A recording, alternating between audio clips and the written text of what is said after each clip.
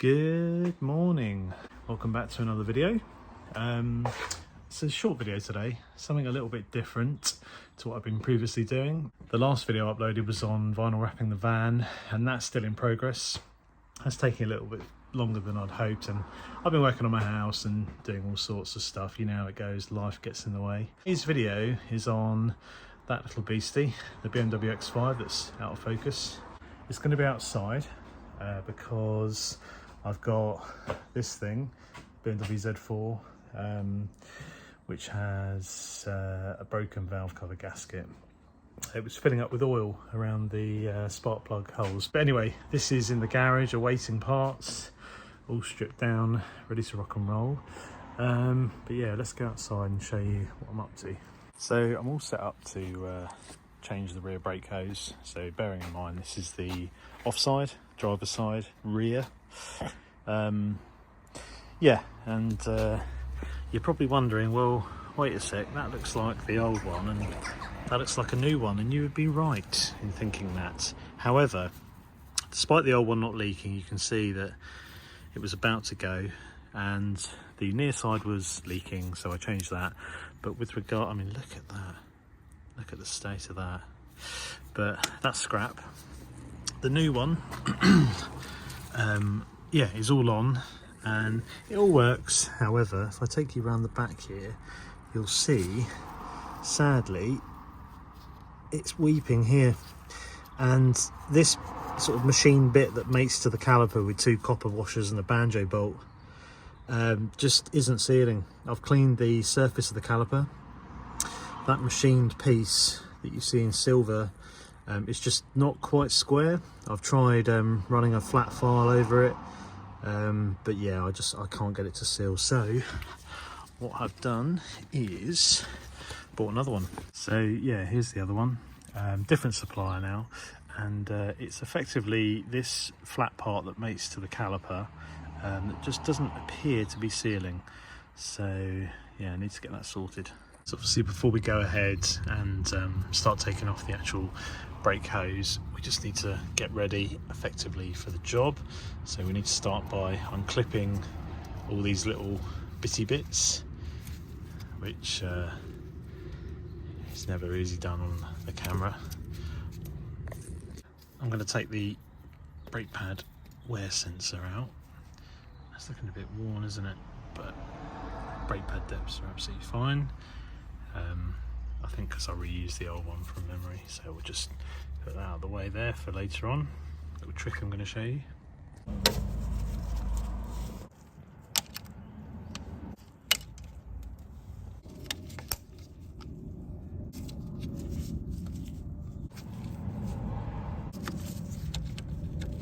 Okay, with most things disconnected with the exception of the brake hose, what I'm going to do now is clamp this line. Now, you can get special hose clamps, but I tried this when I was doing the original hose change, and if I'm honest, it wasn't stopping it leaking. So yeah, I mean, you're obviously thinking, why clamp it? You know, as soon as you undo that, it's going to leak out the line, and you would be correct in thinking that. But it just buys you a little bit of extra time. If you clamp this and then you won't unbolt from the caliper, your fluid effectively stops here and you only lose that amount. Then as soon as you unbolt this, you can put the new line in, clamp the new line, or put the line straight into there as it's filling up. So you're not just going to start pissing brake fluid out everywhere, making a mess. I mean, there'll probably still be a mess, but let's see how we get on. So yeah, I'm just using this little pair of mole grips, which clamps the hose nicely, doesn't do any damage. The banjo bolt is an 11mm bolt, so yeah, obviously I've got a brake pipe spanner here because the brake pipe is also 11mm, and yeah, we'll just crack them off.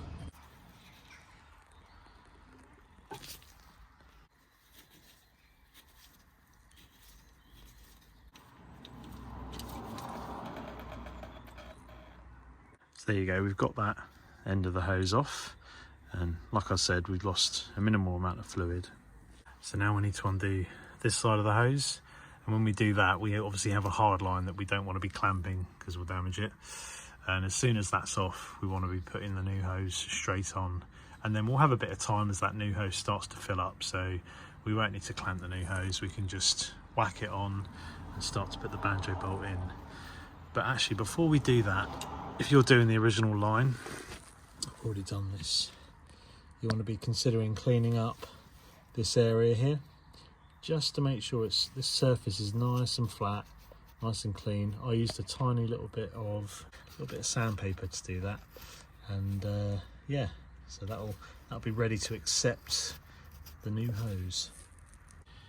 Okay, so we're all set up, got the new hose ready, off shot. Now I'm just going to go ahead, crack this union here. I think when you're undoing this nut, if this pipe starts to turn with it, tighten it back up, lubricate it, keep wiggling it. You shouldn't have any issues though. As I say, when I took the original union off the original brake hose, when I was changing this the other day, it was absolutely pristine, no lubrication required. So we have to work relatively fast at this stage. I guess you could tie a latex glove around the hard line, but really for what you're actually going to lose, it's not really needed. So let's get this done.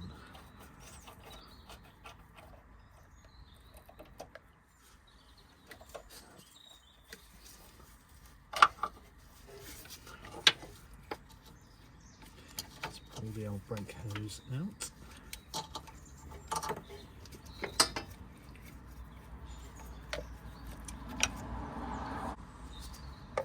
Feed the new brake hose in. Just have to be sure that we don't get any crud or anything in the end. It's easily done. So feed that round the back. Okay, so the hard line is now nipped up, and now we need to mate the hose with the caliper. So again, just making sure that surface is all clean, making sure this surface is all clean. This hose has had a brand new banjo bolt and copper washers supplied.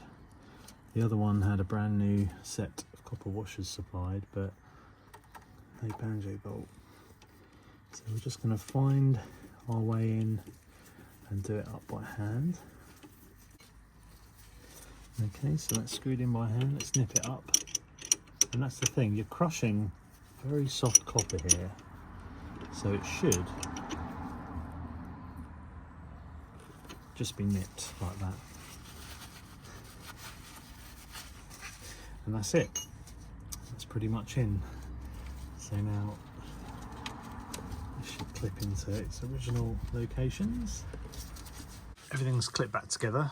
Obviously make sure you do put all the little bits and pieces on. If your clips are broken, you can put a cable tie around, which I'll do anyway, just to keep them secure. We've got brake fluid residue around this union, obviously where it was dripping when I was bolting on the new pipe, so it's a good idea if you've got some brake cleaner just to give that a real good soak in, clean that off. It helps if you've got a little bit of compressed air as well.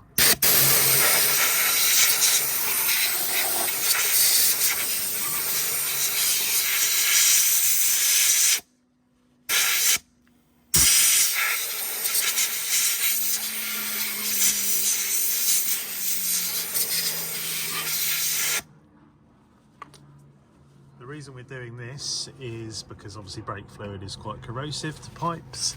It can lead to premature rusting, so make sure that's nice and clean and dry, and that helps for fault finding later on when we're doing the bleed. So as we did for the hard line, we're going to do the same for the end of this hose here. Nice and clean, get rid of that old brake fluid off.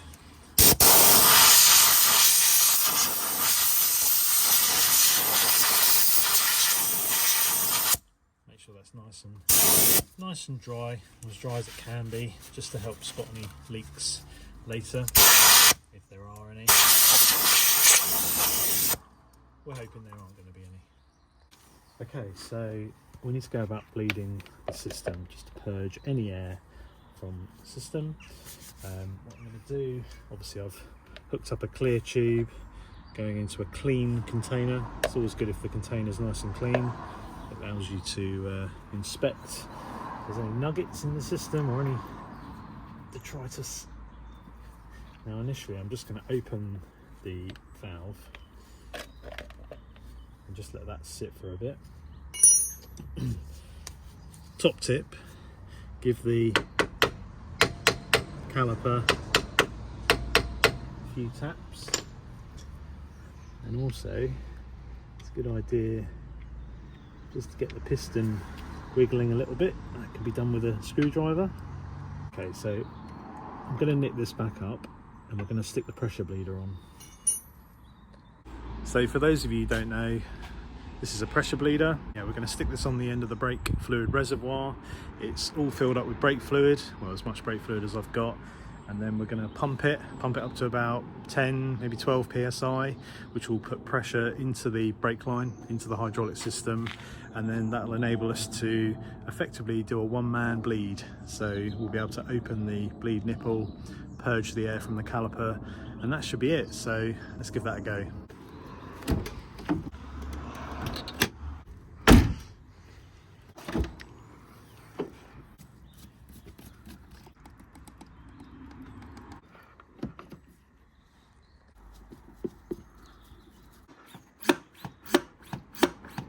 Okay, that's up to just over 10 psi. So back at this end, all we should have to do is open up the bleed nipple like so, and watch the fluid flow. Remember, a couple of little taps,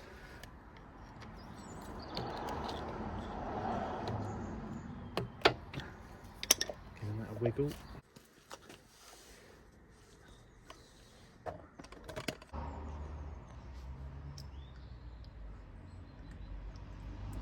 Right, so we can see quite a lot of air now, so we'll just let that purge all the way through.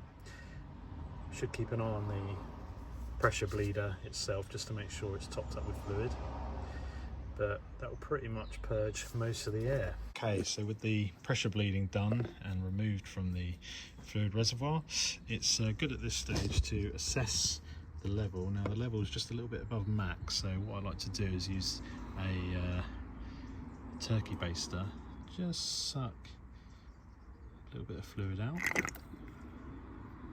and dispose of that. Super handy tool, get them for about £1 from Tesco, and it's just really good for that sort of thing. All back together. I've cable tied all the little covers down so they're not going anywhere. Put the brake pad level sensor back in, so that's nice and secure. That actually does need to go into here, like so. It's in there. There we go. Now it's all secure. So as far as I can tell, it's all bone dry. We'll take the car out, get it under some serious pressure with the brakes, and then see how it fares. Oh yeah, top tip, it's wise not to start the engine when the back, or one side of the back, is jacked up. Obviously it's air suspension on these X5s, so yeah, it can upset the air suspension. I had a fault come up the other day when I turned the ignition on and I had one side up, but you can clear that easily by either using a fault code reader, or even easier than that, disconnecting the battery for like 15 minutes, obviously keeping the car on a level ground, and then it will sort itself out. So just a quick summary of all the bits and pieces that I used to do the job. Obviously the pressure bleeder, you know, it's quite a specialist tool, but only £20–25 on eBay. Really handy for doing it yourself. Brake and clutch fluid, you know, it's the same thing. Brake cleaner for cleaning all the area. You need a clear tube to go over the bleed nipple and a container to catch the brake fluid. This turkey baster, which as I mentioned earlier is really good for kind of sucking the old fluid out of the reservoir. A hammer for just lightly tapping the caliper, just to persuade any micro bubbles sort of stuck to the piston to come out the bleed nipple. Axle stand, you need a trolley jack or bottle jack, you need to get the car up in the air. Obviously I used these mole grips because this hose clamp wasn't really clamping and holding pressure to stop the fluid. An 11mm brake pipe spanner, flathead screwdriver for prising off the clip covers that surround the pipe and the ABS sensor and brake level wear sensor cables, some snips, and obviously cable ties, yeah, which you need for the covers. This is the original brake hose. This is the one that I bought to replace it, and as I say, it was this part here that mates onto the caliper. You can see, you know, it's, well, you can't really see anything. I was really struggling to make it seal. I tried the copper washers that were supplied, I tried new copper washers, I tried running a file over it, but I feel there is a slight curve to that part, and that is potentially causing it to fail. Anyway, new part's on. I've gone out and tested it. It stops fine, done a few emergency stops. Doesn't seem to be any signs of leaks, so yeah. So there's the new pipe on. After me testing it, it seems to be okay. No sign of fluid leaking. Yeah, so obviously I'll check it tomorrow, but I think you'll know within a few pumps of the brake if there's any problems with it leaking. So I'll say job's a good one. Okay, so that's the end of another video. It was short and sweet, but I hope you've enjoyed it. I know I have.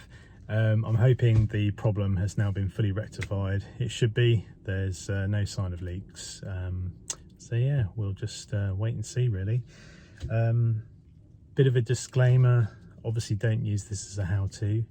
Use it as a reference if you like, but there'll be a workshop manual on the internet that states the exact steps you take to do this sort of job. I am by no means a qualified technician, but I'm just sharing what I'm up to. I think I'm going to leave it there. Thank you so much for watching, and I will see you in the next video, which will hopefully involve some more wrapping of the van, but we'll see. Anyway, see you later.